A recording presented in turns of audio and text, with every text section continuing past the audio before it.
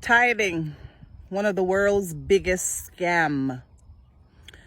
One of the reasons why I walked away from church, why I'm tick with myself, is when I found out the truth about tithing.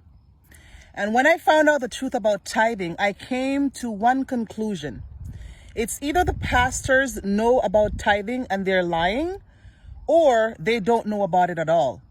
For me, either one was a problem, because how can you be governing over my life and you don't know the truth, or you're not telling the truth? So tithing, my dear, is a scam.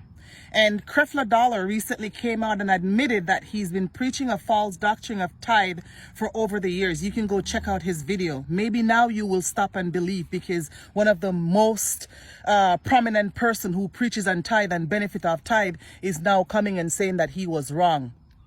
When I was doing my research, I came across three main tithes, and the scriptures that led me to this research was predominantly in Deuteronomy, and I believe a few in Leviticus. You can get yourself a strong concordance, which is a support book that will help you to narrow in on any area that you'd like to study in the Bible, and that's essentially what I did. Now, tithe number 1 was set aside for priests, because back then the priests didn't work. Their main job was to support the people and provide guidance and all other necessary needs for the people from a religious perspective. So because they didn't work, or they weren't able to work, there was a certain tithe that was set aside for them.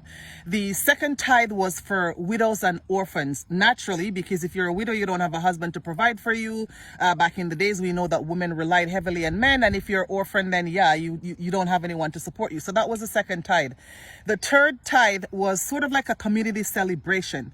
So basically, let's say there's a church that has different branches. Let's say there's a branch in Scarborough, there's a branch in Oshawa, and there's a branch in Brampton, let's say, for the purpose of using those examples for Canada.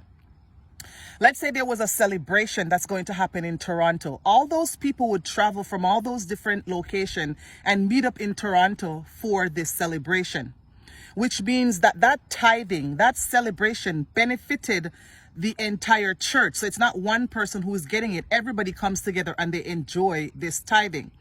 Now, pastors like to tell you that back then there was no money, and therefore, things have changed, and that's why they're collecting money now. Nah, that's not true. First of all, tithe is a 10th off. So a 10th of whatever you have. If you sow corn, it's 10% of that corn, or a 10th off. If you have peas, it's a 10th off. If you did livestock, it's a 10th off. So let's say the person in Brampton wants to give 10% of his livestock.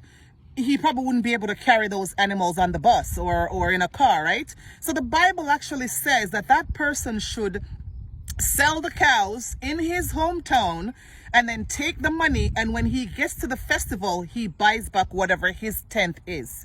So don't let the pastor them tell you no lie and fool you. Tithing is a scam.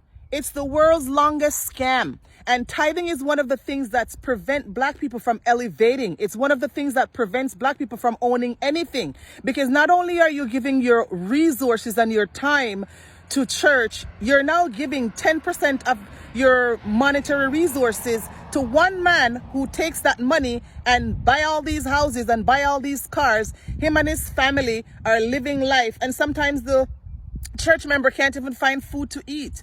So black people, wake up. Wake the hell up. Tithe is a scam.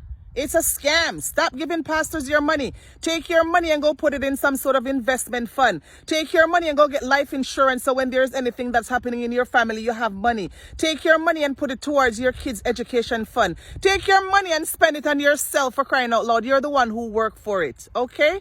Peace and love. Peace and love.